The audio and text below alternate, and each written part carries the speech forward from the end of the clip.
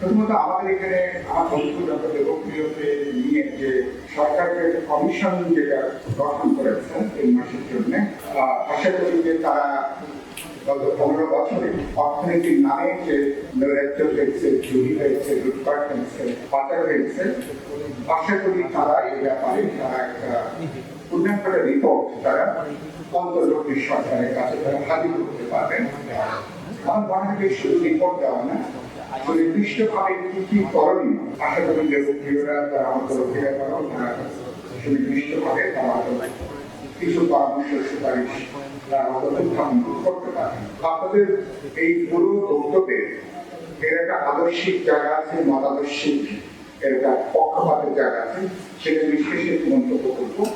কিন্তু সাধারণভাবে আপনারা যে বিষয়গুলো উত্থাপন করেছেন যেটুকু আমার এখানে দেখা বা শোনা বড় দাগের আমি আমার একমত বলবো, আমার চিন্তার পক্ষ আছে, বড় দাগে আমি আপনাদের সাথে আমি একমত পোষণ করবো। আমাদের মুদ্রাস্ফীতি কিছুটা কমে এসছে, সম্ভবত এখন এটা ডাবল ডিজিটের মধ্যে এটা আছে, লক্ষ্যটা খুব খারাপ না। কালকে বাংলাদেশ ব্যাংকের গভর্নর যেমন বললেন যে আমরা এই সময়কালে $800 মিলিয়ন মেয়াদ উত্তীর্ণ ঋণ যেটা আগে পরিশোধ করার কথা ছিল বর্তমান সরকার সেটা পরিশোধ করা হয়েছে। একটা ভালো একটা লক্ষ্য, এবং আমাদের রিজার্ভের জায়গাটাও কিছুটা বাড়ছে। মাঝখানে রিজার্ভ যেভাবে কমে গিয়েছিল, বিশেষ করে রেমিটেন্সের ফ্লোটা 5 অগস্টের পরে ফ্লোটা কম্পারেটিভলি আবার বাড়ছে। মানুষের একটা আস্থা, ভরসা, একটা বিশ্বাসের জায়গা, এবং আমি বলবো কিছুটা দেশপ্রেমের চেতনা চৈতন্য এখানে কাজ করছে। এটা একটা ভালো লক্ষ্য। এটাকে কিভাবে এনকারেজ করা যাবে নিশ্চয়ই ব্যাপারে আমাদের প্রত্যেকের এখানে ভূমিকা আছে।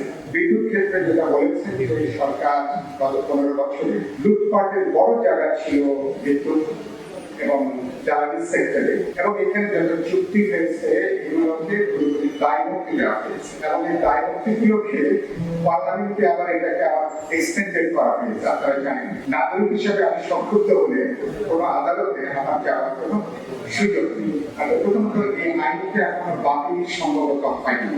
আমি মনে করি আজকে এখান থেকে পরিষ্কার দাবি করা উচিত বিদ্যুৎ এবং জ্বালানি নিয়ে যে সমস্ত অন্যায়ভাবে যে এক ধরনের ইমিউনিটি যেটা দেওয়া হয়েছে, দায়মুক্তি যে আইন করা হয়েছিল সেটাকে পুরোপুরি বাতিল করা দরকার। সরকার আমলাতান্ত্রিক বা কোর্টের বারান্দায় ঘোরাঘুরি না করে প্রয়োজন হলে নির্বাহী আদেশে এই বিদ্যুৎ জ্বালানি সেক্টরের দায়মুক্তি আইনটাকে বাতিল করার সিদ্ধান্ত নেওয়া দরকার। আর কুইক রেন্টাল ক্যাপাসিটি চার্জের নামে আমরা যেটা দিয়ে আসছি 1,05,000 কোটি টাকা যেভাবে হাতিয়ে নেওয়া হয়েছে, এগুলো আমার আপনার টাকা। সুতরাং এই শেষ কুস্তিগুলোতে সাদা হাতি বসার ক্ষেত্রে অনেকগুলো বন্ধ করে দেওয়া দরকার, আর অনেকগুলো পর্যালোচনা করে যদি বিশেষ অবস্থায় দু একটাকে রাখতে হয় কোন বিবেচনা রাখবেন স্বচ্ছতার সাথে আলোচনা করে আমার মনে হয় এ ব্যাপারে সিদ্ধান্ত নেওয়া দরকার। আপনারা ডাব্লিউটিও এবং IMF বিশেষ করে ওয়ার্ল্ড ব্যাংকের ব্যাপারে এরা সারা দুনিয়াতে এদের যতগুলো প্রকল্প আসলে কিছু চমক আছে সংকট উত্তরণের জন্য, কিন্তু দীর্ঘমেয়াদে আফ্রিকা বলি, এশিয়ার বিভিন্ন দেশ বলি, কিছু কিছু ক্ষেত্রে ল্যাটিন আমেরিকার দেশের কথা বলতে পারি, বেশিরভাগ ক্ষেত্রে এগুলোর নেতিবাচক অভিজ্ঞতাই সবচেয়ে বড় অভিজ্ঞতা। এগুলো আপনাকে ক্রমান্বয়ে এক ধরনের ঋণের জালে আপনাকে আবদ্ধ করে ফেলছে, এবং এক জাল থেকে বেরোতে আবার আপনাকে নতুন নতুন জালে আপনাকে যুক্ত করে ফেলছে। সুতরাং আমরা এখানে বিশেষ করে ওয়ার্ল্ড ব্যাংক এবং IMF যে কোনো প্রস্তাবনা, যে কোনো প্রকল্প এটাকে সরকার গ্রহণ করবার আগে আমি পরিষ্কার দাবি করতে চাই এ ব্যাপারে নাগরিকদের সাথে পরিষ্কার সংলাপ করা উচিত। আমাদের অগ্রাধিকার, আমাদের বিবেচনা এবং আমাদের জাতীয় স্বার্থের কথাটা বিবেচনা না করে, এবং বিশেষ করে ওয়ার্ল্ড ব্যাংক এবং IMF এদের সাথে কোনো চুক্তি করা উচিত হবে না। সুতরাং এগুলো আমি এবং বর্তমান সরকারে যারা আছেন অনেকেই তাদের খুবই প্রিয় পাত্র, তো ব্যক্তিগতভাবে কারো প্রিয় পাত্র থাকতেই পারে, কিন্তু দেশের মানুষকে যদি প্রিয় পাত্র যদি বিবেচনা করেন তার আগে আলোচনা দরকার, রিসোর্স দরকার, পাবলিক ডিবেট দরকার। এটা ছাড়া নির্দ্বিধায় কোনো প্রকল্পকে গ্রহণ করা আমি মনে করি সেটা ঠিক হয় না। আর আপনারা খুব গুরুত্বপূর্ণ প্রস্তাবনা দিয়েছেন, আপেক্সকে শক্তিশালী করা। আমাদের প্রায় সমসাময়িক সময়ে এখানে মালয়েশিয়ার তাদের জাতীয় সংস্থা পেট্রোনাস সম্ভবত তারা যেভাবে একটা বিশাল সক্ষমতা অর্জন করেছে, আমাদের বাপেক্স আমাদের পেট্রোনাসকে মনে করি অগ্রাধিকারের বিবেচনায় বর্ধিত বিনিয়োগ করে মনোযোগ দিয়ে আমরা নতুন নতুন প্রযুক্তি এনে আমাদের জাতীয় সক্ষমতাকে বাড়ানোর সুযোগ আছে। এবং তাহলে কিন্তু অনেক ক্ষেত্রে শুধুমাত্র প্রযুক্তিগত সহায়তা ছাড়া আমাদের এই সমস্ত অনুসন্ধান কাজে বিদেশি বহুজাতিক কোম্পানির কাছে আমাদের ধারণা দেওয়ার কোনো প্রয়োজন হবে না। আমি আপনাদের এই বক্তব্যের সাথে আমি একমত যাচ্ছি। আর বাকি যেগুলো আপনারা বলেছেন টাইটেলের কথা, আমদানি নির্ভর, আমি সরকারকে বলতে চাই অর্থনীতির আমরা 15 বছর পরে বিভ্রান্ত চাপের মধ্যে আমরা আছি। আমাদের বিলাস দ্রব্যের আমদানি আমি মনে করি ন্যূনতম ভাবে আগামী 6 মাসের জন্য আমি পুরোপুরি বন্ধ না করে যদি নিয়ন্ত্রণ করবার প্রস্তাব আমি আনতে চাই। বিলাস দ্রব্যের আমদানিকে নিয়ন্ত্রণ করা অতি জরুরি নয় এরকম পণ্যের আমদানিটাকে নিয়ন্ত্রণ করা, আর আমদানি করতে গেলে তার শুল্কের পরিমাণটাকে বাড়িয়ে দেওয়া।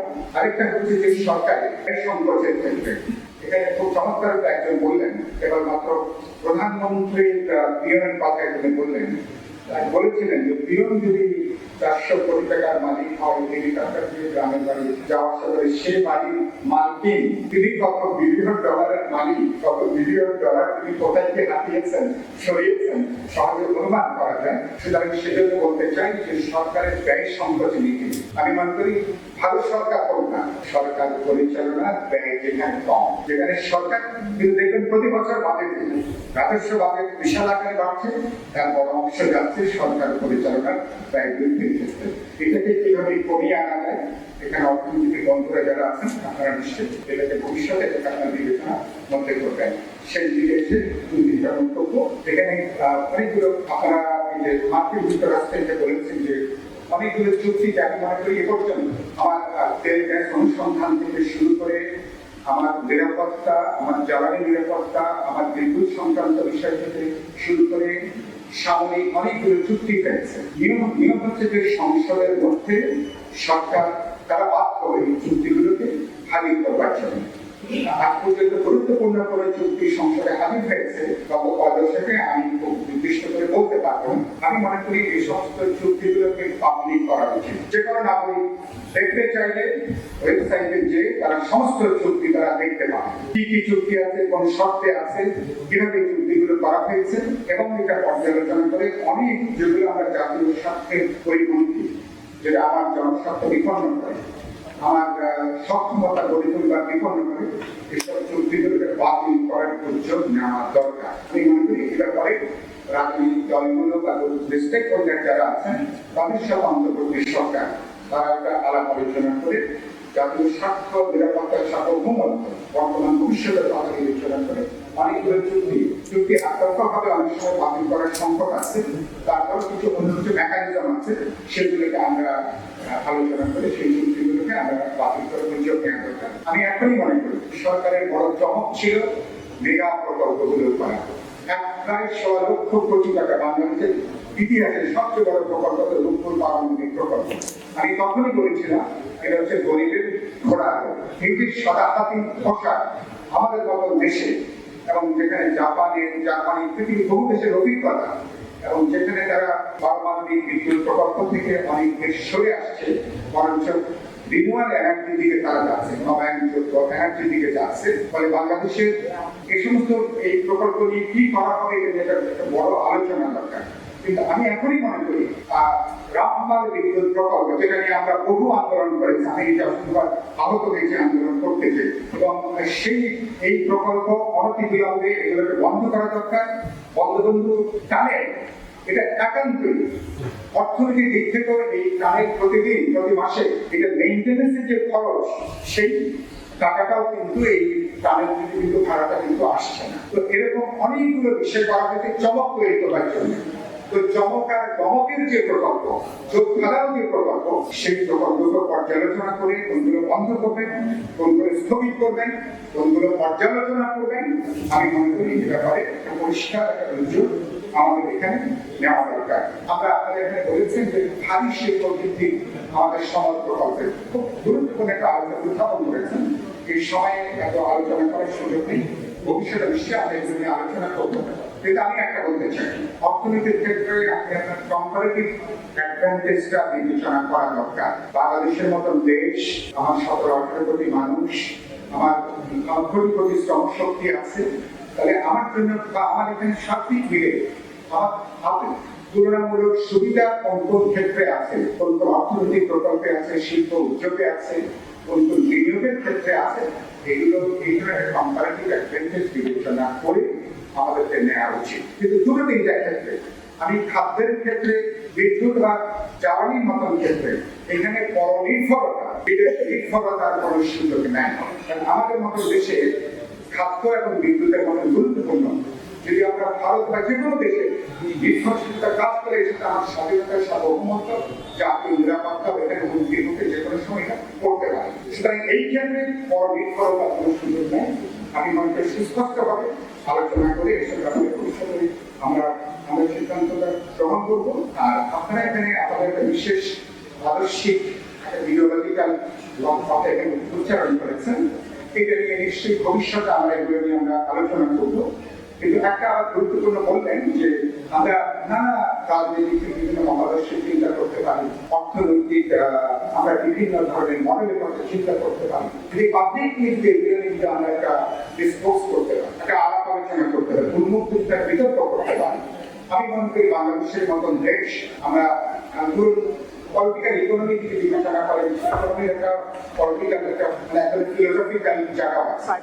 তো আমরা এক এক নাগরিক একটা রকম ভাবতে পারি, কিন্তু আলাপ আলোচনা করে মনে করি এটা আপনারা শুরু করেছেন। আমি এটাকে চাপা দিতে চাই না, আমি আমার উৎসাহ প্রকাশ করতে চাই না, এনকারেজ করতে চাই। এখানে আমরা কথা বলি, আলোচনা করি, এসব আমাদের অগ্রগতি যদি প্রধান অবলম্বন হয়, জাতির সক্ষমতা যদি প্রধান বিষয় হয়, বাকিটা আলোচনা করা যাবে।